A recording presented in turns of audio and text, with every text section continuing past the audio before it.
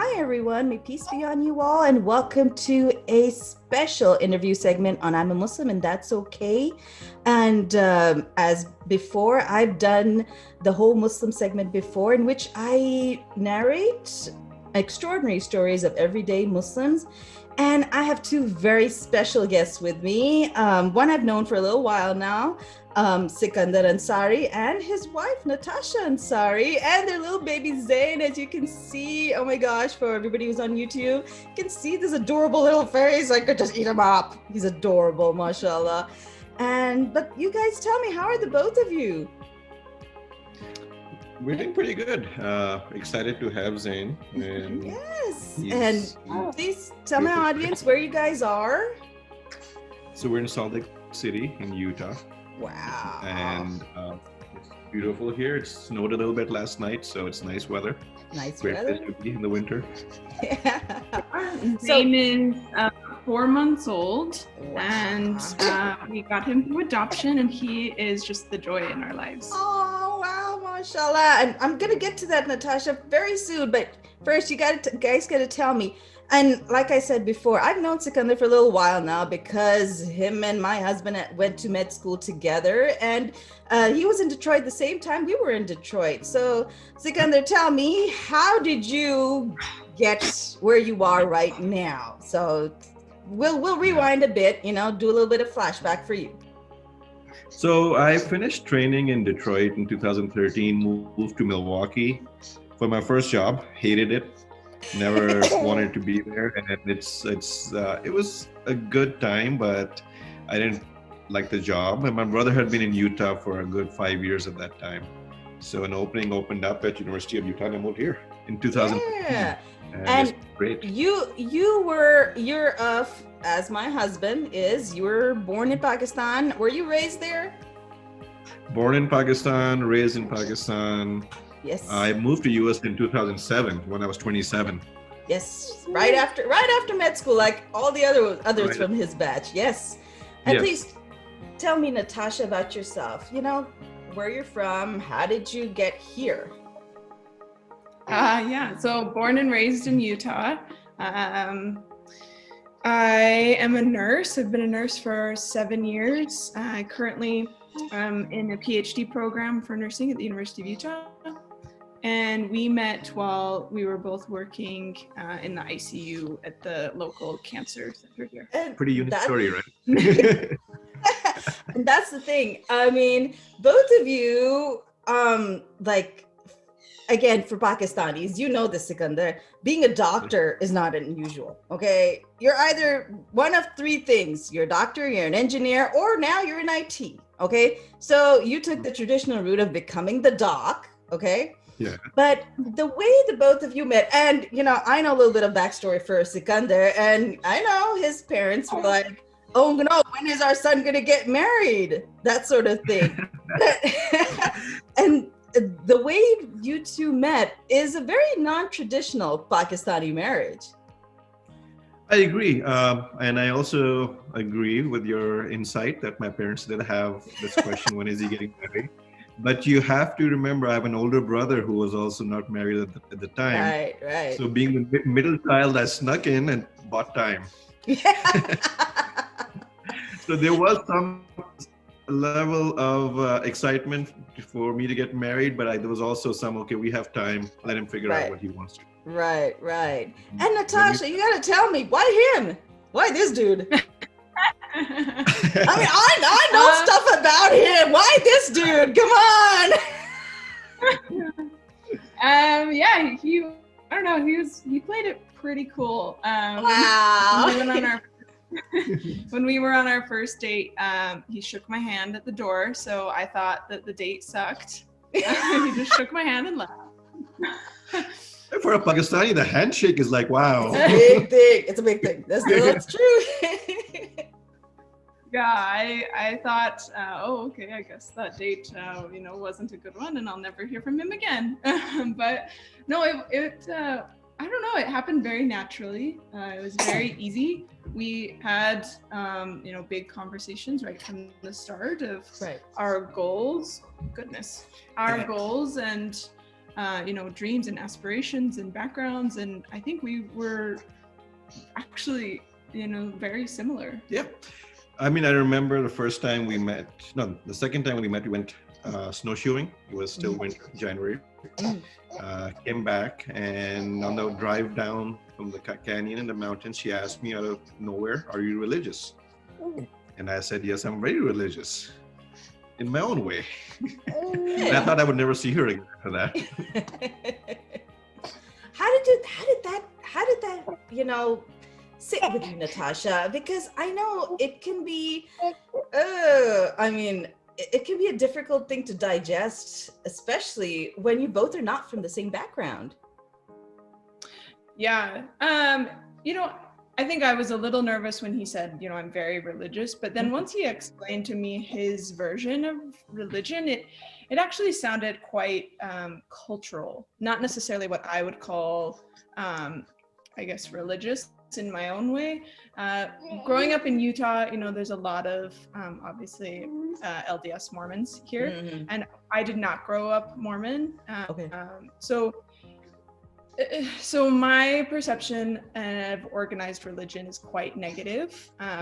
Growing up the minority in a religious aspect.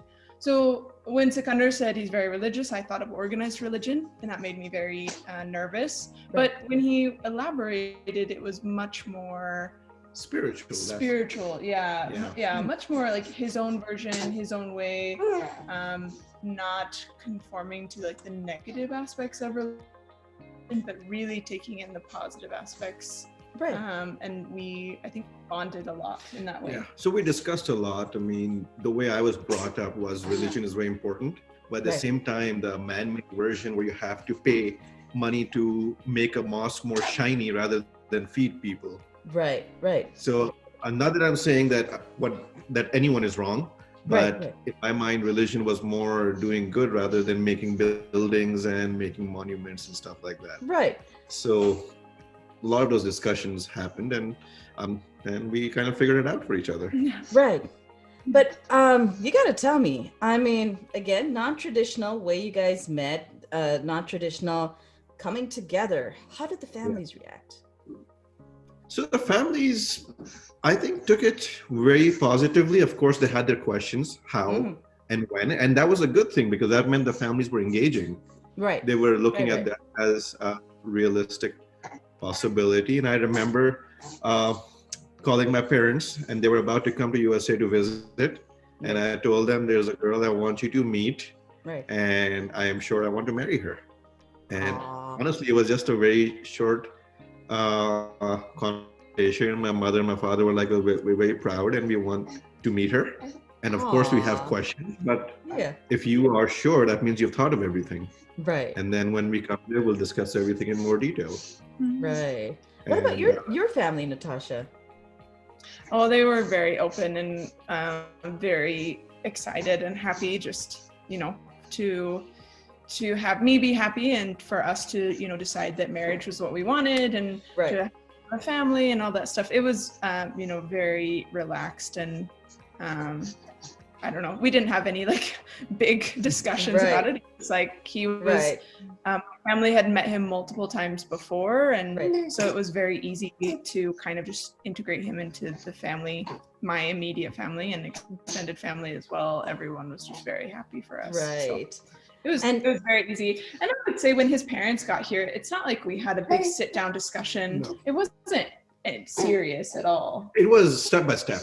Right. So and then as things move forward, we did have discussion, like me with my parents, Natasha with her dad, just like, this is our plan.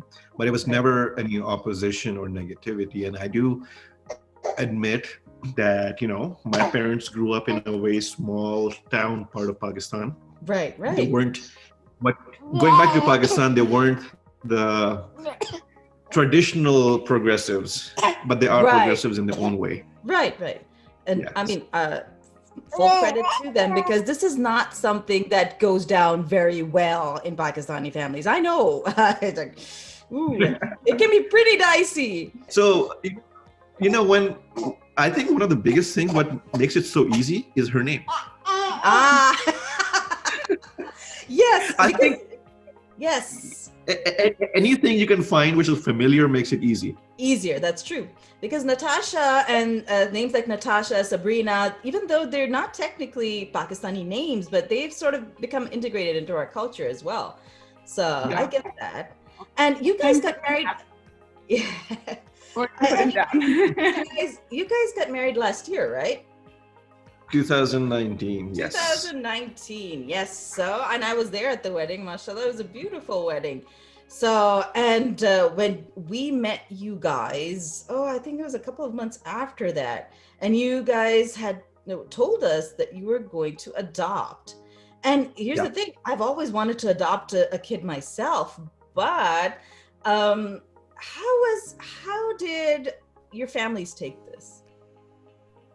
So families with the adoption part, they had some questions. Mhm. And I guess in my family is not extremely traditional. They don't have Right. boundaries of not being able to talk about situations like these. So there were Right. some discussions about why.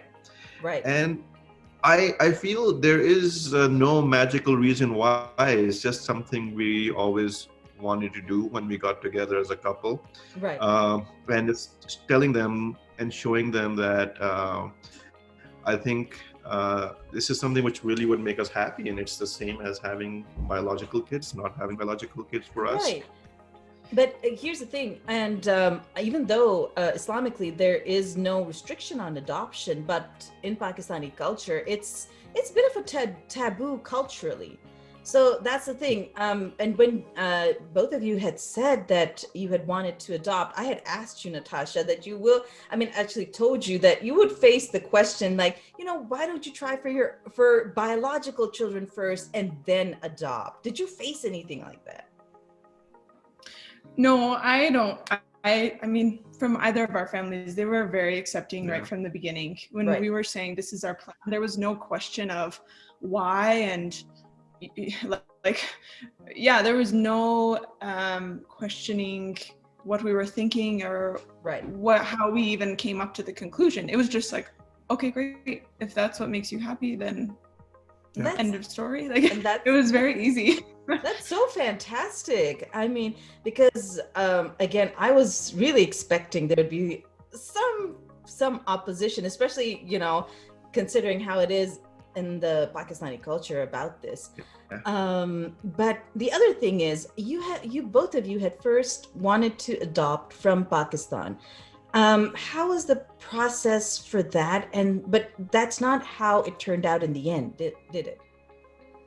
So the process to adopt from Pakistan, I think, is pretty much intertwined by your earlier comment that it's a cultural taboo. Right.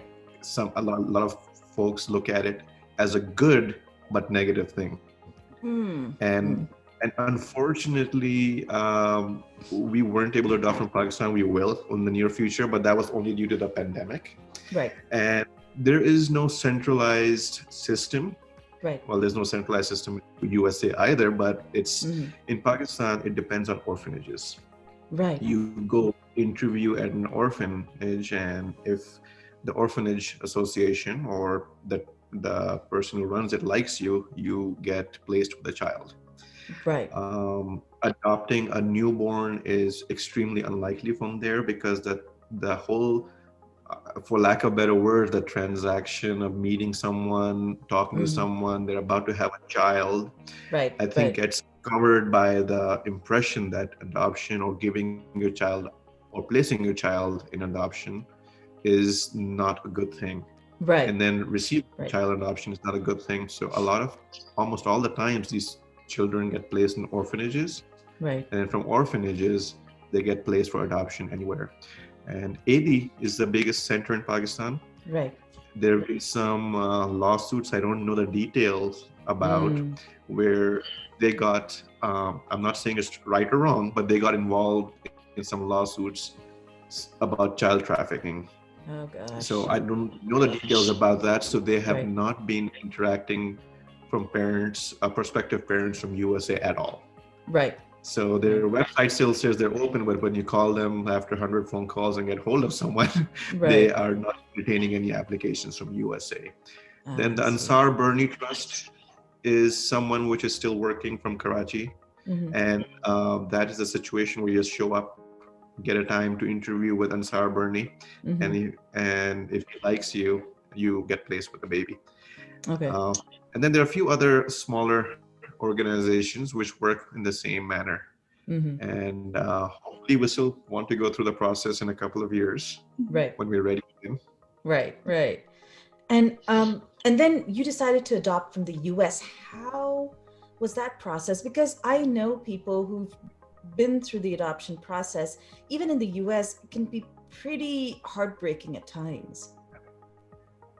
Yeah, I mean, we were all set with our paperwork and everything for Pakistan as of March, and then the Right. pandemic hit, Right. and Right. so it wasn't possible. The plan was for Pakistan to stay there for like 3 months, Right. because we would go interview with the orphanage, we Right. would ideally be approved, and then we would actually have to stay in Pakistan for 3 months before we could get a visa to come back to the US and finalize here. So that was like our big, pre-pandemic plan. Obviously, international travel was like the first to be shut down, so that became impossible. Right. And we just, I don't know, we had a conversation together and said we really had our hearts set on adopting this year, and obviously it's not going to happen in Pakistan. So let's try domestic and see what happens. And that's exactly what we did. And it was because the international paperwork was so, it was a long process. It was very in-depth. It was actually really easy to just quickly transition to domestic. So it was with a lot of research. There's quite extreme circumstances. So there's agencies, obviously domestic agencies that you can work with and sign up with, and they do all the work for you. And then the other end of the spectrum is completely private, where you, us being the adoptive parents, have found an expectant mother, and she has agreed to choose us. And so we are privately, it's called a private adoption, we're privately seeking out an attorney, we're privately seeking out social workers. And it's kind of more of an intimate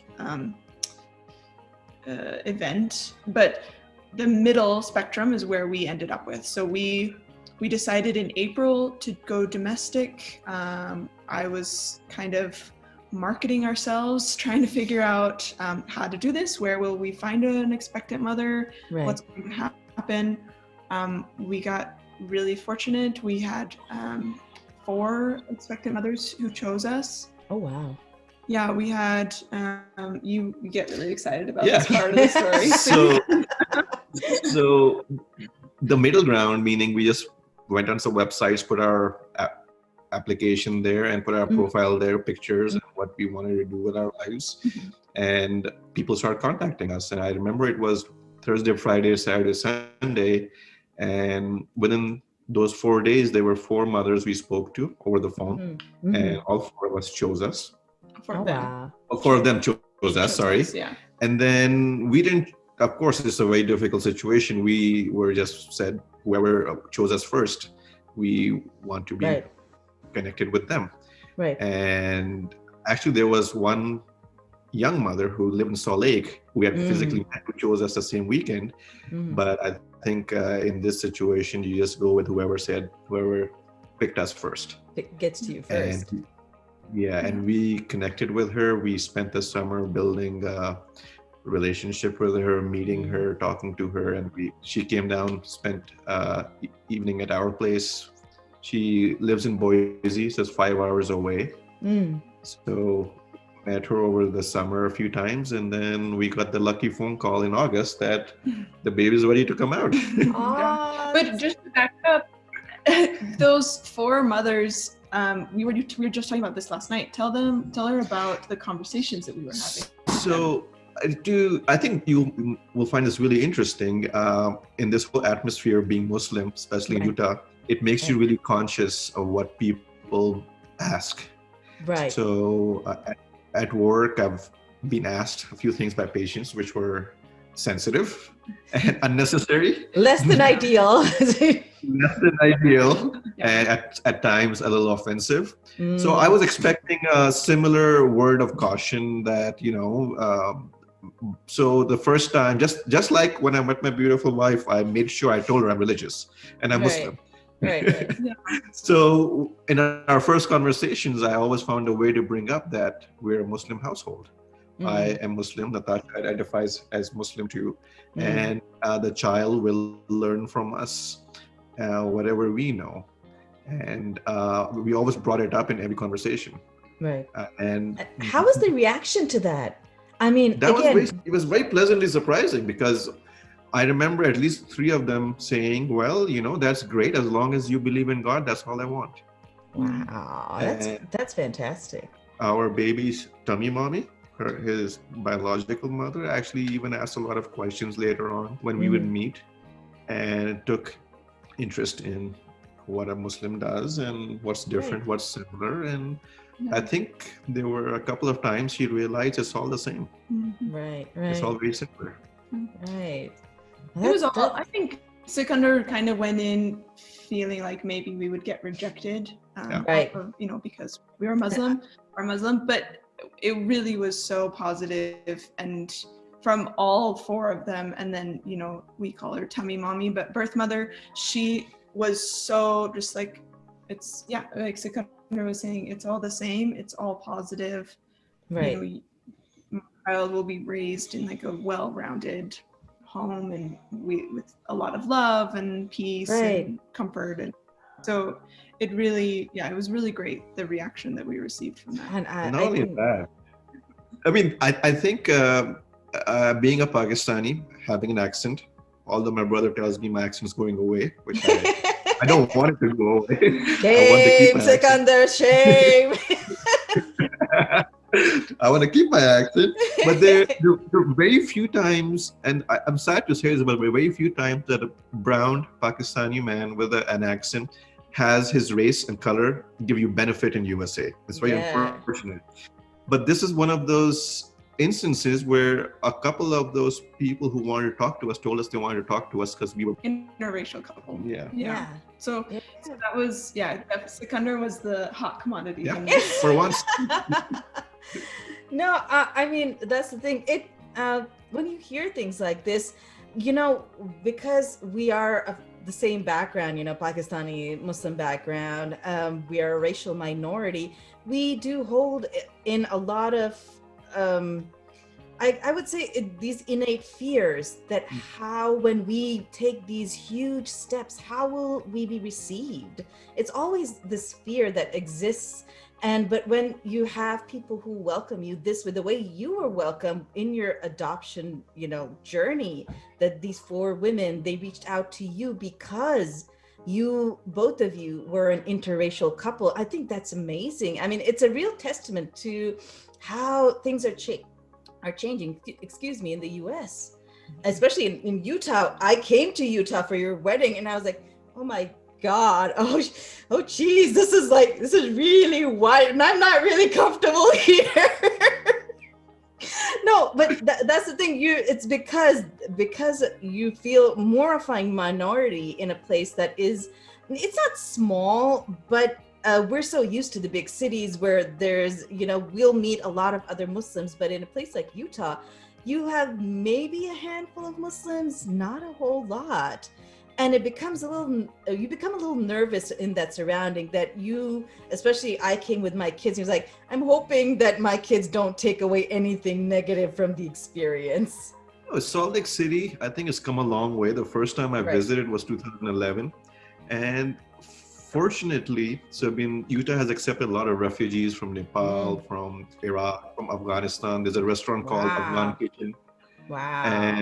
And in this day and age, if you can name your business Afghan Kitchen and it's been prospering, I think that says a lot about the small bubble Salt Lake City is, which is less than 1 billion people. Utah, overall, I think still is very conservative socially. But now I've been seeing a lot of immigrants and their children coming into the mainstream universities, mainstream jobs. I've worked with some Nepalese immigrant, refugee immigrant. Uh, their parents immigrated here for refuge, and their kids are having mainstream jobs. So I think things are improving. There's one thing I wanted to mention about, and I haven't even talked to Natasha about this. So, 4 or 5 years ago, I met a person who was, and I mentioned the same thing. When I grow up, I want to adopt children, Right. and it was taken away negatively, and that was a Pakistani person. Yeah. And yeah, so and then I also met a few other people growing up who would always talk about adoption in a very negative way. Right. None from my Right. immediate family, all from this people that I was acquainted to. Right. And Natasha and I were getting married. A couple of people who are native to Utah, who I work with, educated people, physicians, they were asking me, "Hey, so what's your plan? You're getting married, you'll have kids." And I was like, "Yeah, we're excited. We both decided that we want to adopt children in the future." Right. And I got a very negative response from them. Not a negative response to change their mind, but a negative response to show me what they thought children who are adopted are. That's Like terrible. they use the word damaged goods and stuff like that. Oh my God. Yeah. So, That's terrible. and I'm a firm believer that everything that happens in your life has some purpose. And if you Right. can't find that purpose, that means you're not looking hard enough. Right. And I was thinking about this last week when I was working that I think that was very important for me to hear, for not to get a negative opinion of my own Pakistani culture, and to realize it's not only Pakistani culture, it's every culture which Right. has some people which will look at this in a negative way. Right. And, Right. and that gave me some sense of pride and relief, saying, you know what, it's everyone, it's not just Pakistani people. Right. And Right. it's also not everyone, because all my friends who are Pakistani, your husband, everyone has been so supportive of this. No, I mean, if I didn't already have two like small gremlins of my own, I would have like they take more than like 95% of my sanity away. I would have totally adopted. I mean, I've always, I can't risk like trying to have another biological child in case it's a boy. I mean, I would have totally adopted a girl, but for now I'm trying to raise these little gremlins of my own and like get them like grown up and then maybe like think about adopting. But what I wanted to ask the both of you, you guys went for a newborn adoption. Was there a particular reason for that, as opposed to an older child for adoption? Yes, I mean, we both felt that our first child, I think we as a couple needed to go through a process of becoming parents. And, and I think as a learning thing, it's amazing how you need to change and learn and change yourself to become a parent. Right. And we really wanted to set ourselves up for success, and that's why a newborn, we felt as our first child, a newborn would be best for us. Right, right. And I think that's fantastic. That really is, because my heart really goes out to all the children who are either in adoption agencies or even in the foster care system, that they don't have that level of security that every human being deserves. And I think what you guys did was fantastic. The other thing I wanted to ask was, since you guys are planning your second time around from Pakistan, will it be another newborn adoption, and will it be the same gender? Let's put that into. I think I have an answer for both of those things. Newborn, I don't think we'll have any control over. Right. And given how things work in Pakistan, and usually when children are taken into orphanages, from what I was told, they take care of them the first couple of years. They insist on and I think that's a good thing on their part. They try to bring up the child a couple of years, make them more stable, at least health-wise. Right. And then, so I do not believe our second child will be a newborn. Okay. And I have a feeling our second child will be a girl. Okay. Because I want a girl. No, actually no. One of the reasons is there's orphanage in Islamabad, which in Lahore actually, which only takes care of women and young girls. Right. And I've been in touch every few months with the person who runs it as a charity, and I think it'll be a girl that we'll go with. Yay! Yeah. Because like from personal experience, Natasha, I mean, you can't have two XYs running around. Like it's just a bad idea. Like there's so much chaos that they create. No, but I like it brings me personal joy because I really love, it's an adopt, you guys adopted, and then a boy and a girl, two kids that you would give a wonderful loving home to with, and it's that's the thing, it's even a pretty non-traditional home by Pakistani standards, that's how it is, but it brings so much more, I guess, an enriching experience for the two, mashallah, little joys that you will have in your lives.